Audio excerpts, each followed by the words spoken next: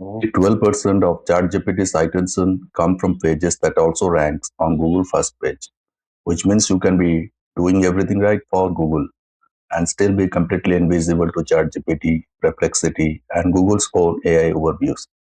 Today I'm showing you exactly how AI search reads your content differently and the 5 structural changes that actually get you cited. First, to understand why this is a different game. Traditional SEO gets you a ranking, a spot in a list of 10 blue links. AI search doesn't work that way. Tools like ChatGPT and Google AI overviews don't hand back a list. They read multiple pages, pull out the parts that answer the question, and write one answer using pieces of our content, sometimes without getting a click at all. So the real question isn't how do I rank anymore? It is how do I get pulled into the answer? That's a structural problem, not a keyword problem. Now comes answer first, explain second. Here it means you're the single biggest fix you can make today, and it costs nothing. AI system extract passages, they don't read your intro, story, and wait for the point. If your actual answer is buried 3 paragraphs down after a personal anecdote, it will never get pulled. Every heading on your page needs the direct answer in the first 1 to 2 sentences right underneath it. Explain, add context, tell your story after, not before. Now comes headings people usually ask. Second fix, write your headings like real questions, not understanding keyword research. Write down how do I find keywords with low competition. That's literally closer to what someone types into ChatGPT or says out loud to it. And don't need to chop your page into 100 tiny artificial sections to do this. Google's own systems can already understand multiple topics on one page and pull out just the relevant part. Right for human reading, it top to bottom, the structure AI needs will follow naturally. Now comes schema markup, the machine readable layer. Third is a schema markup. Think of it as a nutrition label for your page. It tells AI exactly what it's looking at without guessing.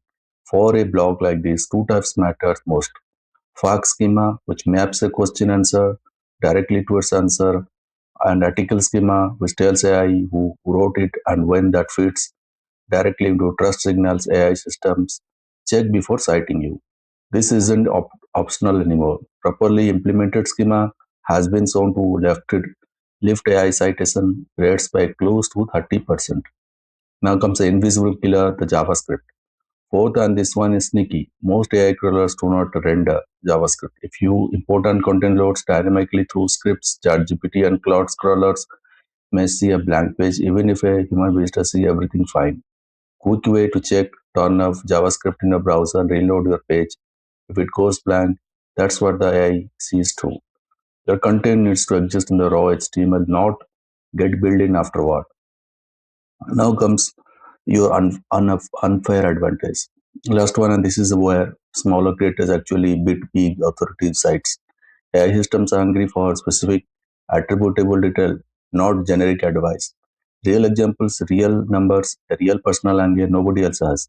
If you're writing from lived experience in a specific place, a specific need, a specific failure you went through, that specificity is exactly what's get quoted.